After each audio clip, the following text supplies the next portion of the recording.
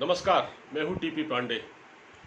ऐसा समझा जा रहा था कि उत्तराखंड में जो राजनीतिक तूफान उठा था, जैसे कि 4.5 साल में 3 मुख्यमंत्री बदले गए, तो उसके बाद ये समझा जा रहा था कि आलाकमान की दखलंदाजी के बाद अब चीज़ें पटरी पर आ गई हैं।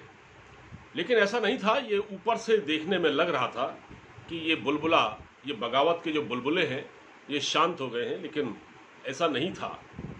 अफसोस की बात यह है कि उत्तराखंड में अभी भी राजनेताओं के बीच वर्चस्व की लड़ाई जारी है और एक दूसरे को नीचा दिखाने की कोशिश की जा रही है।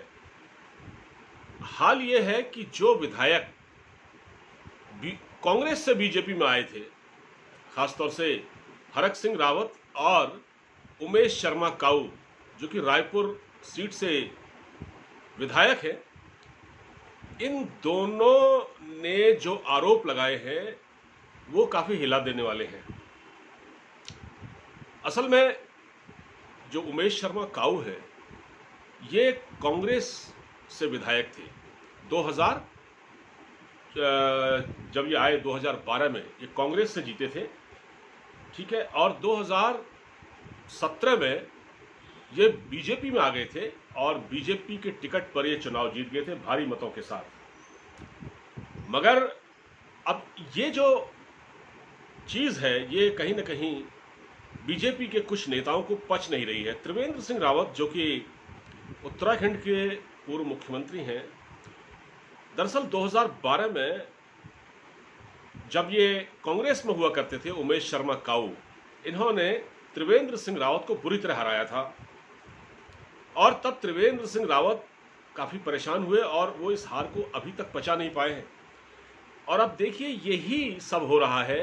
अब क्योंकि 2017 में उमेश शर्मा काऊ बीजेपी में आए और फिर चुनाव जीत गए, तो अब एक तरह से उनको उनकी सीट से बेदखल करने की कोशिश की जा रही है। उनके इलाके में एक कार्यक्रम था जिसमें शिक्षा मंत्री धन सिंह रावत भी आए थे और उसमें काफ़ी गाली गलौज हुई, गुत्थम गुत्था हुई और उमेश शर्मा काऊ इतने परेशान हुए कि उन्होंने अब जाकर अमित शाह के दरबार में और जेपी नड्डा साहब के दरबार में फिर से एक गुहार लगाई है और उन्होंने 10 मिनट का समय मांगा था, लेकिन उनसे 1 घंटे बात की जेपी नड्डा ने। ये बात खुद उमेश शर्मा काऊ ने बताई। और उधर जो दूसरे एक नेता हैं जो खुद भी कांग्रेस से आए थे, जिनका नाम हरक सिंह रावत है, जो ऊर्जा मंत्री हैं, वो भी अपने आप को काफ़ी अपमानित महसूस कर रहे हैं। वो ये कह रहे हैं कि पार्टी के अंदर कुछ ऐसे नेता हैं, भारतीय जनता पार्टी के अंदर, जो ये नहीं चाहते कि पार्टी में सब कुछ ठीक ठाक रहे और वो कांग्रेस से जो नेता बीजेपी में आए हैं, उनके खिलाफ लगातार साजिशें कर रहे हैं, साजिश की गोटियां बिछा रहे हैं उनके खिलाफ। दरअसल हुआ ये था कि कार्मिक कल्याण विभाग में एक व्यक्ति को रखा गया था, एक व्यक्ति की नियुक्ति हुई थी। वो नियुक्ति की थी त्रिवेंद्र सिंह रावत ने अपने कार्यकाल में। अच्छा, जो हरक सिंह रावत हैं वो ये चाहते हैं कि इसको हटाया जाए। इसको हटाने के लिए वो कई बार मांग कर रहे हैं, मतलब इस व्यक्ति को उनको हटाने के लिए मांग की जा रही है लगातार। लेकिन जो मुख्यमंत्री हैं अभी, पुष्कर सिंह धामी, वो उनकी बातों को एक तरह से भाव नहीं दे रहे हैं। तो ये एक लड़ाई चल रही है उत्तराखंड की बीजेपी में और बहुत ये माना जा रहा है कि जो नेता उस वक्त इस शर्त पर पार्टी में आए थे कांग्रेस से कि उनको पार्टी में पूरा सम्मान मिलेगा, तो अब चुनाव से 6 महीने पहले उनको अपमान महसूस हो रहा है।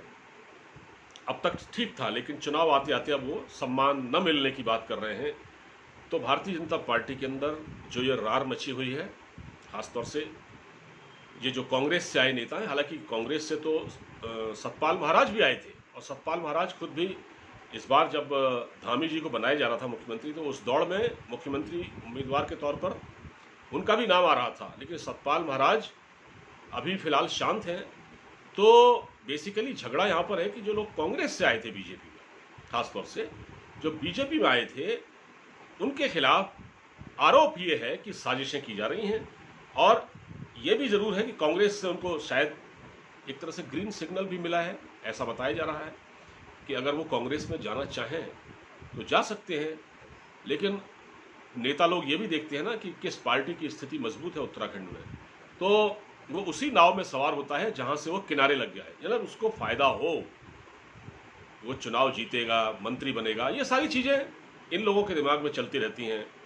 तो उत्तराखंड की बदकिस्मती ये है कि अभी जब ये समझा जा रहा था, जैसे पहले तीरथ सिंह रावत को हटाया, उसके बाद पहले त्रिवेंद्र सिंह रावत को हटाया, फिर तीरथ सिंह को हटाया और फिर पुष्कर सिंह धामी को बनाया, तो धामी जी अपने चुनाव प्रचार में लगे हुए हैं उत्तराखंड में। कभी वो अल्मोड़ा जा रहे हैं, कभी रानीखेत जा रहे हैं, कभी कहीं और जा रहे हैं। वो अपनी चुनावी सभाओं में दावे भी कर रहे हैं, लेकिन ऐसा लगता है कि कुछ नेताओं ने ठान लिया है बीजेपी की वो लुटिया डुबो के ही मानेंगे, और ये वो लोग हैं जो कांग्रेस से पार्टी में आए थे। यही दिक्कत है बीजेपी में, कांग्रेस से आए हुए नेता अगर उनको आप सम्मान नहीं देंगे ना तो प्रॉब्लम होगी। ये एक समस्या है, और मुझे लगता है अब देखिए आला कमान से भी मिले, BL संतोष से भी मिले, दुष्यंत गौतम से मिले जो उत्तराखंड के प्रभारी हैं, उनसे भी मिले, सब ने इनको आश्वासन दिया है। इससे पहले हाँ, जब JP नड्डा उत्तराखंड गए थे तो वहाँ भी हरक सिंह रावत ने शिकायत की थी इस बात की, तब कहा सब ठीक हो जाएगा, लेकिन कुछ हुआ नहीं। बहरहाल अब देखते हैं होता है क्या, लेकिन ये रार मची हुई है। इस वीडियो को ज़्यादा से ज़्यादा शेयर कीजिएगा। आप इजाज़त दीजिए, अपना ख्याल रखिए, नमस्कार।